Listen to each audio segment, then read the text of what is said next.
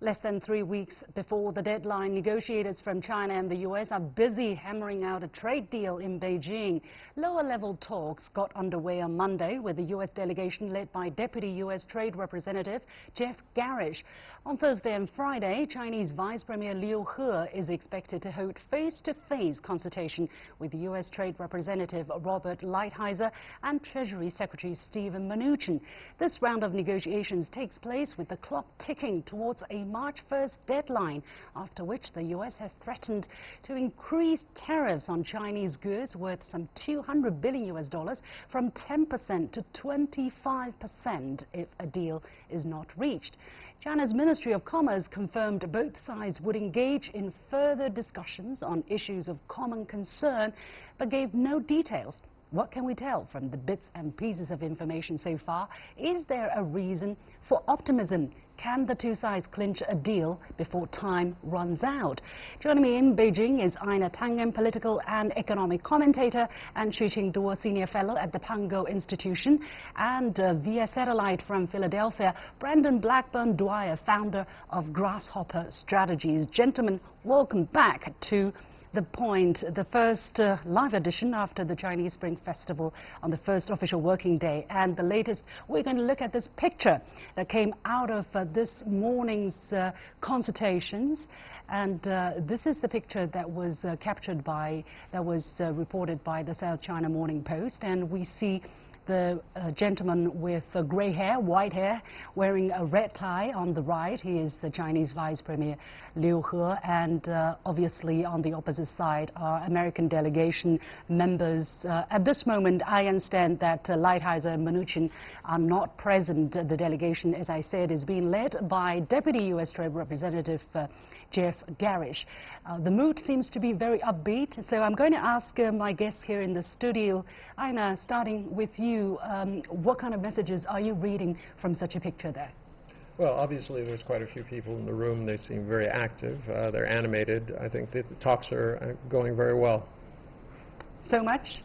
Well, it's no. I mean, there's not much to say. I mean, this is a meeting that probably should have been held 4 weeks ago when it was offered. The Chinese were anxious to get the details going on this, and now there seems to be kind of a mad rush towards the finish. It would take more than the people in that room to finish all the schedules, all the details necessary to complete such a tremendous deal, and it's unfortunate that there is not enough time. Well, you seem not to be very optimistic, at least. I'm very optimistic, actually, that it is going to go. I mean, Donald Trump's style is not so much about the details. We've seen that, you know, when he had his meeting with Kim in Singapore. It was a very broad-based type of thing, and that's what I think you're going to be seeing coming out. A framework possibly. It's framework where he can declare that he's... Okay, but still a lot of messages to be read out of this picture, and also some background information. For instance, the delegation this time, the working delegation, is 60 members strong, and including people who are in charge of many key U.S. federal departments, and the Chinese side is also very strong. People are saying minister-level officials from the Ministry of Agriculture, Ministry of Commerce, or Ministry of Foreign Affairs, and the head of the People's Bank of China. And also, this is the first working day, as I said. So how do you read, Qinduo, of these important, you know, outside logistical details that shows the eagerness of both sides? Yeah, just as you mentioned, if you look at the picture, there's a full packed negotiator from both sides, as you mentioned, like the U.S. delegation. Last time around, about like more than a month ago, early January, that round of discussion you see for the U.S., there are 24 members, and now this round is 60, more than doubled. So I think that shows this seriousness and also a growing interest in reaching a deal and in basically hammering out all the details, because we know it's going to be a comprehensive deal. There's a lot of details. They're touching basically every aspect of the economic relationship between the two countries. So as I agree with Tangen, the time is probably, the schedule is very tight. But as long as there's substantive progress is being made, I think the end line, the deadline, March the 1st, might be or may be extended Yeah, let's talk about that in just a moment. I want to hear the impression from Brandon. I do not know whether you have seen such pictures or the information that you have gotten about the opening session of Monday's negotiation during this latest round of consultation. What are the American press saying about the atmosphere, at least so far, of this round of negotiations? Well, what the American press are saying in the photo are relatively two different things. The American press are focused on, can there be a deal? They're focused on the big picture. They're focused on the political impact. They're focused on the impact on the market. They're not as into the details of this trade negotiation because, frankly, U.S. press and U.S. media don't really get to that detail. But what we are seeing in photos like this is the reality of a complicated trade negotiation, which is that a month ago, it was sort of key players. It's let's come up with what we really need to talk about, where there might be room. This meeting has swollen to, I think, a more appropriate group and working groups and sub-working groups to get into the details.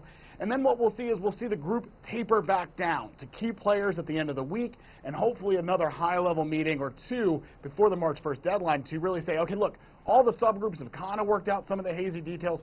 Can we come up with something that's going to make President Trump and President Xi Jinping happy enough by March 1st to either extend a deadline or actually say, hey, look, we've met the deadline. Here's the deal. We'll announce it. We'll pat ourselves on the back, and President Trump can go back to focusing on other areas.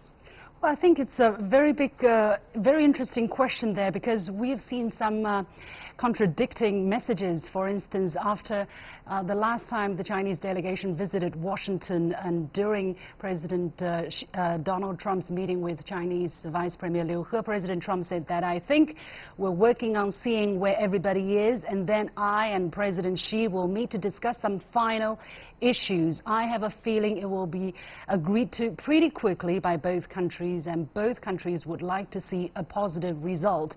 So President Trump said this on January the 31st. He didn't mention that the deadline would be extended or anything. He just said he was looking forward to meeting Xi to discuss some final issues, understandably before any deal can be reached. And yet, on February the 7th, what we heard is that President Donald Trump told the press that he would not meet Xi Jinping before the March trade deal deadline, which means middle of the night between March the 1st and March the 2nd. And also Director of the U.S. National Economic Council, Larry Kudlow, also said that the two presidents of the two countries might meet later, but we got a pretty sizable distance to go there. So, Brandon, how do you read the change of message between this distance of a week? I think that it's always difficult to keep President Trump consistent on anything he's saying. I do think that if there was a major comprehensive deal, it would be his preference and his administration's preference to put him front and center with it. So to me, that says that they're not sure they're going to really get the win that they think they're going to get out of this round of negotiations. What I would say is more likely is that the president is sort of setting up a situation where he gets to the March 1st, he does a phone call with Xi Jinping, they extend the deadline to allow them to be able to schedule an actual one-on-one summit between the two to hopefully get some sort of political traction out of this. The problem is President Trump can't really focus on or seem to be focusing on too much on China with its own congressional shutdown looming in another week. That's where, at least publicly, his focus has to be for the U.S. domestic audiences. And so he's going to prioritize that. Okay. And it's going to be difficult for him to go and trumpet a deal or meet with Xi Jinping in the midst of all of that. Okay, Einar, your take on this issue here?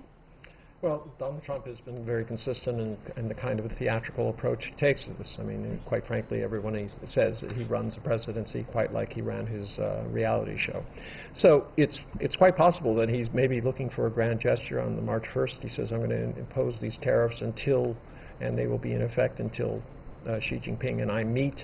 And, you know, this way he can set it up for his base and say, look, I got tough with these guys, and these guys knuckled under. This is really what he needs to take back in order to prevent the conservative pundits from saying that he caved to China, that he was more interested in relaunching his political career and taking care of the market. That seems to be the possibility here, or the only feasible way to interpret such a changing tone. But Qinduo, what does that mean for China? How is China going to handle with a president whose administration needs to make such kind of changes in order to deal with the domestic political pressure. But I think China has handled it pretty well. That is like, whatever changes you might have, inconsistencies there might be, what is consistent, what is stable is about the Chinese economy and what China is going to do with its economy in terms of further reforming and further deepening the reform and opening up. For the negotiations, some of the demands are actually in line with the Chinese reform and opening. That's fine. And some of them probably negotiable. They will talk more about that. Some of them are just off the limits. That would be a no. There's impossible for China to make concessions. And then there are different categories. I think China will just go ahead with that. Change or not change the deadline. That's fine. It's about when the deal will be. How can China be rest assured that they're not wasting their time? I mean, we are spending a lot of resources on this, we're spending a lot of energy on this, and maybe when it comes out, everything is changed. That's a good point. That's a good point. Remember, in May last year, there was a deal, and when the U.S. team returned to the United States with the deal, and then it was basically overturned by President Trump. So all the efforts were wasted. But still, I think if you look at the big picture, I think not only Chinese economy but also U.S. economy, they are facing the challenges of continuing this trade war, whatever you call it. Donald Trump also needs this deal, yeah, but and to prepare for 2020, let's say. Okay, you're focusing on the wrong group. Let's look at the shutdown. He was all set. He had agreed to what was going to be delivered by the House and the Senate. All right, he flip-flopped on it because conservative pundits, Ann Coulter and the radio host said that he had caved and that he had betrayed his people. That's why he flipped. So what China should be doing is trying to gauge exactly how his base and the people who speak for his base are going to interpret this. If they think that they can spin this, that this is a good deal, they're going to trumpet it, and he will go along with it. Okay, we're going to keep a very close watch on this situation. Many thanks to my guests, the political and economic commentator Einar Tangen, Qinduo, a senior fellow with the Pangoal Institution, and from Philadelphia, Blackburn-Dwyer, founder of Grasshopper Strategies.